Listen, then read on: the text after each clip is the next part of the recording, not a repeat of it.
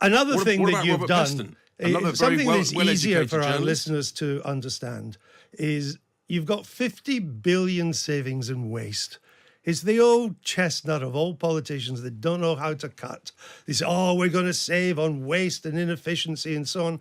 None of you has ever been in government. You have no idea how to cut 50 but I tell you billion what, we in have. waste. We're people who have got a successful track record of running big businesses, right, making profits for shareholders. We know how to get stuff done. We know how to fix things, and we know how to save money. And when I talk about the savings, I always get phoned up or emailed by doctors and nurses who says the waste in the NHS is extraordinary. It's legendary. It's so great. And in other states, you can see it and sense it. And we are heading towards, there is no growth in the economy over the projections.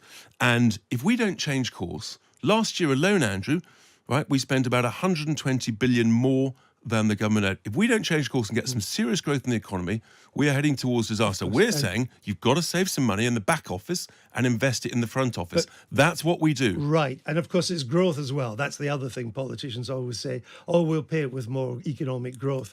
But that... I'm sorry, but the bond markets are not going to go through with your idea that you can identify 50 billions in savings, because they know you can't, and you can't do it quickly enough.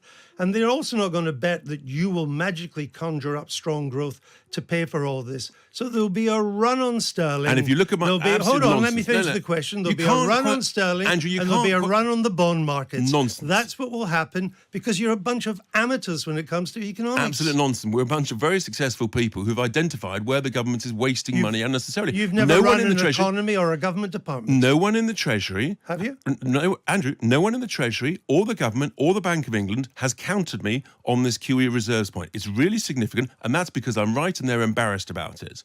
Okay? Have you ever run a government department? The point is, we're successful business people who've got a track record of success. Running a business and running government, as you know, are two entirely different things. And Andrew, indeed. The track record of business people in government is very poor. You know that. Actually, again, completely wrong. Yes, Lord Young, Margaret Thatcher's cabinet he was cabinet given minister, a specific task by and was Margaret very good at Thatcher. Okay, so you say, so let's look at Jeremy Hunt, the current Chancellor. If he's so brilliant because he's run lots of government departments, how come the health service is in such a catastrophic state? He's a businessman. Right? No, he's been a politician for many, many years. He ran businesses. He's the kind of politician. He's failed. You can't have it both ways, Andrew. I just did. No, you can't have. Right? He's then running the Treasury, and the reality is we're not getting the growth. I mean, if you're going to be a credible party, you have to come up with something that's a kind of better than Corbynista stuff on the right. Very little, actually, to be honest, at the moment. It's incredibly quiet here in the centre of Warrington, but I've got to say it's really beautiful. They've clearly spent quite a bit of money here. There's a lovely new complex, new development. There's a cinema and bars and restaurants, and we're expecting it to be absolutely buzzing here very, very soon. And look at the beautiful bus behind me. The red and blue of the TimesRadio bus has rumbled into Warrington. If you're here today, come on down, because we'd love to hear from you. As you say, Asma, this is a very, very important seat. It is actually better to think of Warrington South, where we are now, as Labour held. It was won by the Tories, a couple of thousand majority, as you say, but under the new boundaries, if 2019's result was run today, it would give Labour a 65 vote majority. Incredibly, incredibly close. So it's better to think of it as a Labour-held seat that the Tories are trying to win back. Let's speak to Aran Dhillon, who is from the Warrington Guardian. Aran, good morning. Thank you for being with us. Just a really interesting point. The Conservative Party, looking to, quote-unquote, win this back, as it were, don't have a candidate yet. That's correct.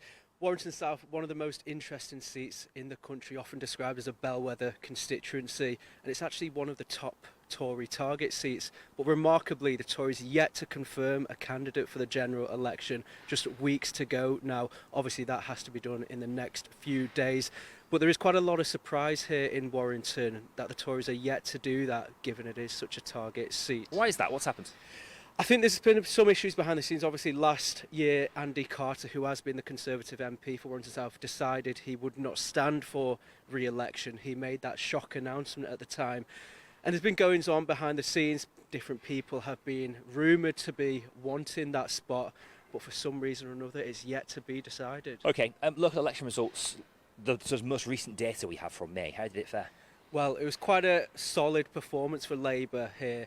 Labour retained control of Warrington Borough Council, but also increased their majority by 6, with the Conservatives almost wiped out. The Conservatives left with just one councillor on Warrington Borough Council now. And Labour saw that as a real indication that the work they're doing here is working. Obviously, the local plan had been adopted, and where we're standing right now, this regeneration scheme, it cost about £142.5 million, but Labour thinks the work they're doing is the right approach. Just briefly, Aaron, if you were to tell us about a story, one story you've worked on here in Warrington in recent years that epitomises life in Warrington. Many stories have really exemplified the character and spirit of Warrington people here to help others in their time of need. But one story which really sticks with me is when Warrington Food Bank a number of years ago had to open a new unit to cope with demand. At the time, it was armed with more than 100 volunteers, helping people in their hour of need.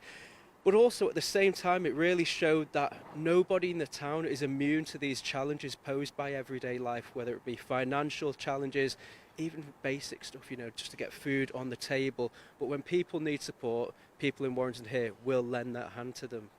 I think Rishi Sunak won't have surprised people in being slightly overly aggressive and slightly snippy, but in terms of landing his messages, he did a much better job than Keir Starmer. And I think Labour would have hoped Starmer turned up and looked prime ministerial, composed, and gave as good as he got in a sort of calm and grown-up way, and made Sunak look a bit silly. And there were moments, I'm afraid, where Starmer looked properly flustered. It wasn't quite clear whether he was shocked that Sunak was coming at him with these attacks, but he looked at times like he didn't know what to say, and he looked at times a little bit frightened. And I think people who were hoping this guy, who appears to be stampeding towards a massive election win, would have looked a little bit more composed under fire. It may be that, in the subsequent debates, he's better prepared. The most staggering thing I've heard in the last 24 hours is that Keir Starmer spent a lot of yesterday afternoon on his own in a hotel room, and he likes to prepare that way. He doesn't want people in his ear telling him what to say. Rishi Sunak, I can only presume, was in a proper debate camp with people giving him the lines that he needed to land and telling him how to respond, because Starmer, frankly, looked underprepared. And it was so interesting perhaps explains he had good lines, but they didn't sort of, they weren't the sum of their parts. Whereas Rishi Sunak had one line, the £2,000 thing, which we'll come to, but just sort of hammered away. What do you want people to remember at the end of this? It's done a lot of wrong for reputations. Of course, I'm not criticising our colleague Julie Etcham for the way she handled it. She did her job as was laid down by her bosses. But, what you've been saying this morning and what TimesRadio listeners have been saying this morning is absolutely right, that there was no time left for exchange or discussions. That meant that the moderator had to keep on intervening, unlike the properly structured debates we did in 2010. I mean, then we had 90 minutes of debate, no ad break, which of course is what ITV really cares about. And we had, I think, 8 questions. Last night, I think in an hour, there were nearly twice as many questions. There were also things introduced by the moderator. It was a real cringe moment, wasn't it? That question about the footy at the end and Gareth Southgate. I mean, honestly, and likewise the show of hands on tax rises. I mean, complete waste of time. What you need, and you've been saying it very right, Asma, is to generate a formula where the two leaders can actually examine each other's position rather than make assertions or denials and move on instantaneously.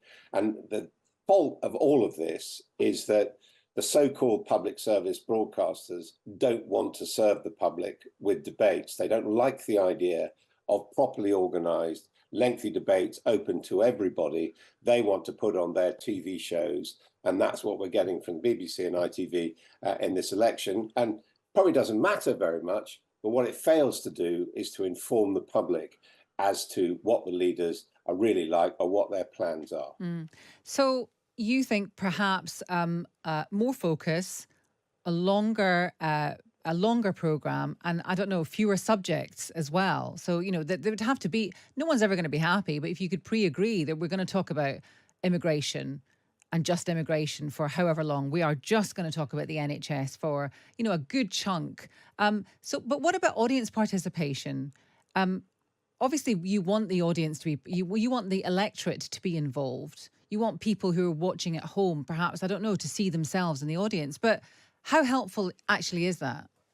I don't think it's helpful at all. In the format of 2010, for example, the audience was asked not to make noises during the debate. The questions were taken from the audience, but then it was left for the leaders to discuss. And incidentally, it was also not the job of the moderator to intervene to the extent that they clearly are doing so on the ITV format. I mean, we've got to look at this now. There was a debate in 2019 on ITV between Corbyn and Johnson. No one took any notice of it. And now we've got a second debate and no one's taking any notice of it. So, at that point, you kind of feel we all might as well pack up and go home.